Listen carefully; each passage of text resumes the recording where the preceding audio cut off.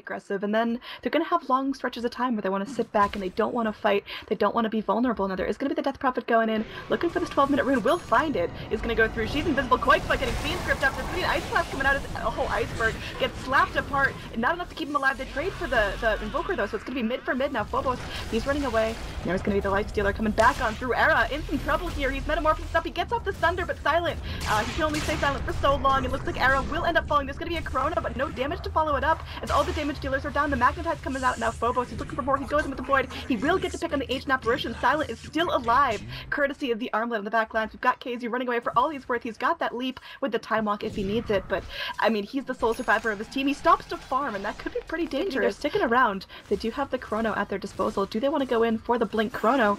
I mean, you can tell KZ's thinking about it, looking for just the right angle. I think that there's really no need for Diggity to actually take a fight unless they can find a big Chrono, like a 2 or 3 man Chrono. They only get one. They want to blow him up immediately. Can they? That's a question. They do. And now on the right side, KZ is being gripped up, but I don't think they care. Era though is going to be able to right click. You know, he's taking way too much damage. He actually does not get off his ultimate.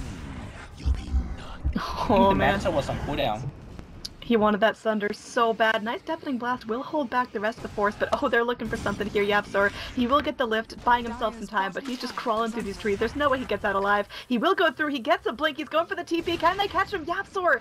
Oh, at the last second with the Nightmare. This vision game is so strong from the Night Stalker, and looks like he's not going to be able to keep around. He does just have to tick down to the urn. He's panicking. He buys out before he dies. Yeah, I mean, they do have that little roll in. They've got the Life Stealer inside, and now it's going to be the rest of the Radiant pushing up. They want to siege towers here. They want to get something, because NoDiggity's big weakness right now is turning these kills into objectives. You've got the Terrorblade finally able to push out the lane, wants to get the most out of that Metamorphosis while it's still up there. It's going to be Iceberg coming through on the back lines. Do they have Rubik to steal it? He goes through, he steals the Silence, so no exorcism for him. Oh, Silent getting ripped apart here by the Terrorblade. There's no way he can live through this. The armlet is not enough. He will end up falling. Now Phobos has to pop that BKB. Oh, Iceberg getting decimated. Era just going through on the back lines. Phobos will be able to pick up a double kill as he does take out the Ancient Apparition, but I think that might not be enough as the Death Prophet, she's down. She does have buyback. Life Stealer out as well though, and now Era finally his Metamorphosis will end, so he loses a bit of that pushing power. Still going for something here as Era will get stunned up. They bring in Phobos in the back line. See, there's going to be that crippling fear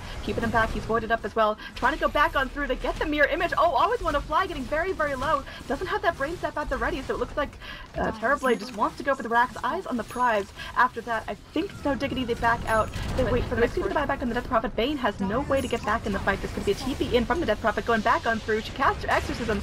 Looks like it's not going to be stolen just yet. They pop out onto Era. Era getting very, very low. He doesn't have that Aegis anymore. He goes through. He gets the Thunder here and will be able to pick off the Life Stealer, who does have buyback. Comes right back on him. They will pick up the Earth Bird. He has buyback as well. They do get the Terrorblade. That's a big pick right there. Cinderin is going to be stuck between a rock and a hard place. Pops out the ult before he goes. And that looks like Phobos is going to be frozen up. Can't really fight. They get a triple kill onto Era. His illusions do the work for him. He doesn't even need to be in the fight. He'll still pick up a triple kill. Death Prophet now down without a buyback. Win any sizable fight, they could just go for throne. Like, forget double Raxes. The tier 4s on the mid lane are pretty battered down. He pops the rage for this. He's going in and wants to clear out the illusion so the racks aren't in trouble, but it looks like with that rage down, YapzOr's going to go through. He's going to try to strike. They bring in KZ with a nice Chrono connecting onto Lil, actually forcing him out of the Chrono there with that Deafening Blast. And Silent, he's still stuck in. He will get picked off. That Silent Dead, he has a buyback. Will have to pop it eventually. Goes back through. They do have the exorcism up from Iceberg. KZ doing the best he can. His BKB is wearing thin. Always want to fly. Going to be invised up with that Glimmer Cape. They're looking for more. There's going to be a roll in. It will stun up everyone. Rather, no one. As Lil actually ends up TPing down bottom. If there's a second push of Rax, going to be out of Terrorblade. Wraps around. He does the split push thing. He is ratting for all he's worth. He is going to get kind of low here. He doesn't have a second life, but he's turning. He's going to try to do what he can. He goes in the Thunder, and now Silent will be picked off. Yeah, Grip was stolen there from the Rubik. He gets it. Okay, this is just getting really, really yucky. I'm having some frame drops here, but there's just so much damage coming out. KZ showing off all his new abilities and Phobos. He's looking, he's fighting for his life. He's swatting away at Era, but Era cleans him up. Ancient Apparition, again, with that Axe ult, will go through and secure the GG as everyone's going to be falling. It's a full wipe, ultra kill from Era. Late game Terrorblade, not something to be messed with. Yeah, late game Terrorblade, the ability to split push, and honestly, the inability for Polarity to deal with split push. They had the Night Stalker that was very, very good against it, but apart from that, I mean, Night Stalker is good because they don't see you coming, but they don't really have to jump, right? If you look at the Radiant side, they're looking at what, 3 to 4 blink daggers. Honestly, what's defending them? Well, actually swap back in Cinder, it's gonna be dead as well. And to finish my thought, what's actually defending the base if there is no those big AoE spells? It looks like they're going to always want to fly again, but I mean, these are kind of random trades, and I think Polarity is fine with the trade as long as the Aegis one would ending up with the Aegis jumping in his era. He's kind of trying to put the Aegis steal. He won't get it. Sonic Wave's going to be absolutely huge coming in. They're going to focus on Little as well. Chronosphere on 4. That's pretty much a game-losing fight if that's going to be the case here. Phobos is going to be dropping all spells before he dies. And that is going to be a 4-man wipe after what? Was that a 4-man chrono or 5-man chrono? Whatever it was, that was above that with 1,000 gold in the bank. So, you know, something I mentioned earlier is you can transition as into a semi-core.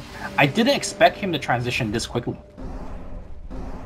Yeah, I mean, he's big backstab. Having some ravage connects on a bunch. Now it's just going to be complete annihilation onto the Chen. I always want to fly. Somehow still alive through this. Does have that magic missile at the ready. Silent. He's in. He's trying to be a man. He's trying to be big here. He does have that thunder. Can he get it off in time? He will go through onto Keizu. That's gonna be some serious damage for the rather the mech.